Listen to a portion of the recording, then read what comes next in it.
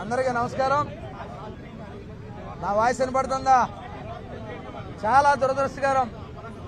చంద్రబాబు నాయుడు గారిని మానసికంగా ఏమీ చేయలేము, ఆయన్ని శారీరకంగా ఇబ్బంది పెట్టాలి, అదేవిధంగా అంతమొందించాలనే ఒక కుట్ర రాజమండ్రి సెంట్రల్ జైలు వేదికగా జరుగుతూ ఉన్నటువంటి సందర్భం మనం చూస్తూ ఉన్నాం. 12వ తేదీన డాక్టర్లు చెప్పారు, చాలా స్పష్టంగా టెస్టులు చేశారు. ఆయనకి ఎక్కడెక్కడైతే బొబ్బలు వచ్చాయి, ఎక్కడెక్కడైతే ర్యాషెస్ వచ్చాయి, ఏ విధంగా ఇబ్బంది పడుతున్నారో చెప్పినటువంటి పరిస్థితి మనం చూసాం. కానీ 12వ తారీఖు డాక్టర్లు ఏదైతే సజెషన్స్ ఇచ్చారో ఆయన చల్లటి వాతావరణంలో ఉండాలి, లేదంటే ఇబ్బంది అవుతుంది. అదేవిధంగా వ్యక్తిగత వైద్య సిబ్బంది కూడా ఆయనకి ఒక రిపోర్ట్ ఇచ్చారు. ఏదైతే ఆయనకి చాలా ప్రమాదకరమైనటువంటి వ్యాధి పొంచి ఉంది, దాని ద్వారా గుండె సంబంధితమైనటువంటి ప్రాంతాల్లో ఏదైతే మజిల్స్ ఉన్నాయో అన్నీ కూడా గట్టిపడతాయి, ఇది ఆయనకి ప్రమాదకరంగా ఉందని చెప్పినటువంటి పరిస్థితి ఉంటే వాళ్ళు అదేమీ చూడకుండా ఏంటంటే ప్రత్యేకంగా అది హైపర్ ట్రోఫిక్ కార్డియోమయోపతి అనే ఒక వ్యాధి ఆయనకి ఉంది. దానివల్ల ఆయన ప్రాణానికి కూడా ప్రమాదం ఉంది.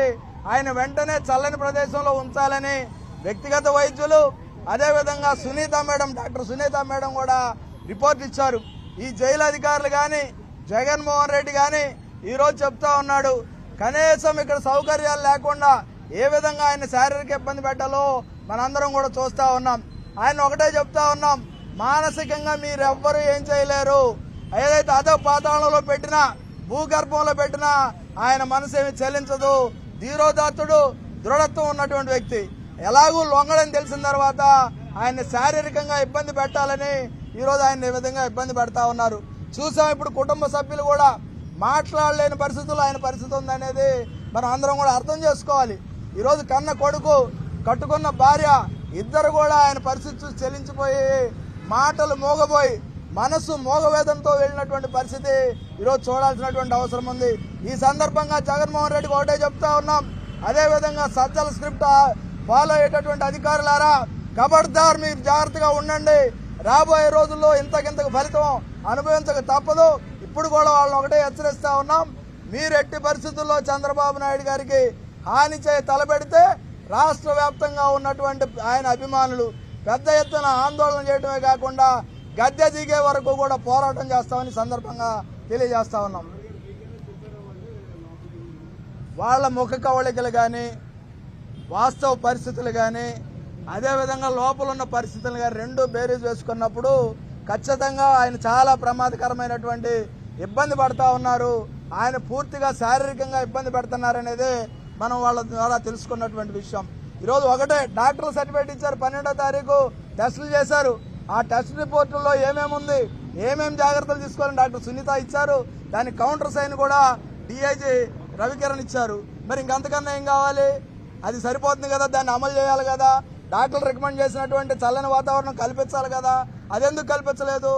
ఆయన్ని ఏదో విధంగా శారీరకంగా ఇబ్బంది పెడితే ఈ వయసులో 73 సంవత్సరాలు పైగా ఉన్న వయసులో ఏదన్నా వ్యాధి వస్తే తగ్గడానికి చాలా కష్టం.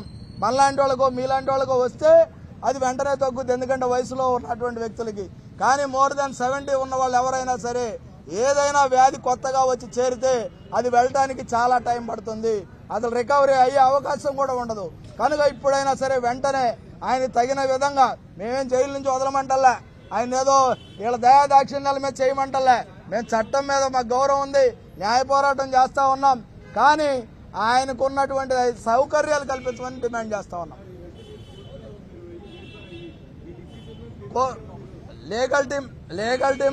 లీగల్ టీం చాలా స్పష్టంగా డాక్టర్ ఆర్డర్ ఎప్పుడు ఇచ్చారు? 12వ తారీఖు టెస్ట్ చేస్తే 13వ తారీఖు వాళ్ళు ఇస్తే 14వ తారీఖు డిఐజీ జైల్స్ ఇచ్చాడు. అంటే ఏం ఆలస్యం దేనికి? ఆలస్యానికి అర్థం ఏంటి? ఆయన అంతమొందించాలనే కుట్ర తప్ప వేరే కుట్ర కాదు.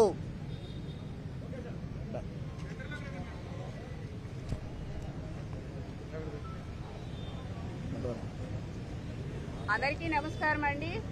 మేము డే 1 నుంచి అంటే చంద్రబాబు నాయుడు గారిని కక్షపూరితంగా అక్రమంగా ఏ రోజైతే ఏ ఆధారాలు లేకుండా అన్యాయంగా రిమాండ్కి తరలించారో ఆ రోజు నుంచి కూడా మేము మా ఆందోళన వ్యక్తపరుస్తున్నాం. మేడం బోనమ్మ గారు కూడా వెళ్లి చూసొచ్చిన తర్వాత ఎక్కడ ఎట్లాంటి సౌకర్యాలు కూడా లేవు, చాలా భద్రతా లోపం ఉందని బయటకు వచ్చి చెప్తే, ఆ రోజున ఆ వయసులో ఆయనకి చల్లనీళ్ళు ఇస్తున్నారని చెప్తే ఈ వైసీపీ మంత్రులు, పనికిమాలిన మంత్రులందరూ కూడా చల్లనీళ్ళు ఇస్తున్నారంట, వేడినీళ్ళు కావాలంటే అయి పెట్టాలి, చాలా వ్యంగ్యంగా హేళనగా మాట్లాడినటువంటి మాటలను చూసాం. మేము ఎందుకు చెప్తున్నామండి? ఆయన వయసు రీత్యా చెప్తున్నాం, ఆయనకు ఉన్నటువంటి స్కిన్ ప్రాబ్లం రీత్యా మేము చెప్పాం, ఆయన ఆరోగ్యాన్ని కాపాడాలనేసి కూడా డే 1 నుంచి కూడా మేము చెప్తూనే ఉన్నాం. మేము గట్టిగా ఫైట్ చేస్తూనే ఉన్నాం, చాలా శాంతియుతంగా చెప్పి చూసాం. కానీ ఈ రోజున ఏమైందండి? ఆ రోజు జైల్లో డెంగీ వ్యాధితో చనిపోయినప్పుడు కూడా అక్కడ సరిగ్గా పట్టించుకోవట్లేదు జైలు అధికారులు, పరిసరాలని కూడా మేము చెప్పడం జరిగింది. ఈ రోజున ఏమైందండి? అక్కడ వాటర్ ట్యాంకులో నీళ్లు కూడా అపరిశుభ్రంగా ఉన్నాయి, ఎట్లాంటి చర్యలు తీసుకోవట్లేదు. ఈ రోజున చంద్రబాబు నాయుడు గారిని అంతమొందించాలని ఒక కుట్ర జరుగుతుందనేసి ఈ రోజున యావత్ తెలుగు ప్రజలందరూ, టీడీపీ నాయకులు కూడా తీవ్ర ఆందోళన వ్యక్తం చేస్తున్నారు. నిన్న జైలు అధికారి కూడా చెప్పారు కదా, మా అనుమానాన్ని వ్యక్తం చేశాం, డ్రోన్లు పేలుతున్నాయి అంటే ఏంటండి? ఒక అగంతకుడు కూడా లేఖ రాసినట్టుగా సమాచారం ఉంది, మేము జైలు మీద దాడి చేస్తామని. ఎక్కడికి దారి తీస్తుంది ఇదంతా?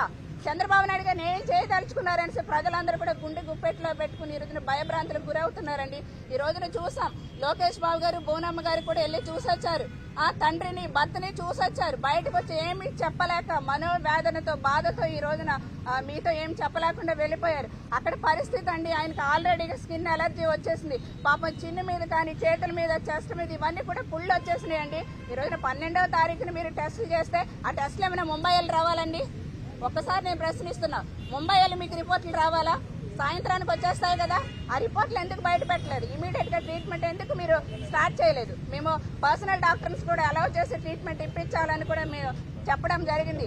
ఇవన్నీ కావలసిన సజ్జల నడిపిస్తున్నాడు. ఇవన్నీ కూడా చంద్రబాబు నాయుడు గారి మీద ఇంకా కక్ష తీర్చుకోవాలని చూస్తున్నారు. మీ ఆటలు సాగవు. ఇమీడియట్ గా ఆయనకు ఆరోగ్యానికి ఏమన్నా అయితే మాత్రం రాష్ట్రంలో తీవ్ర పరిణామాలు ఉంటాయని కూడా హెచ్చరిస్తున్నాం.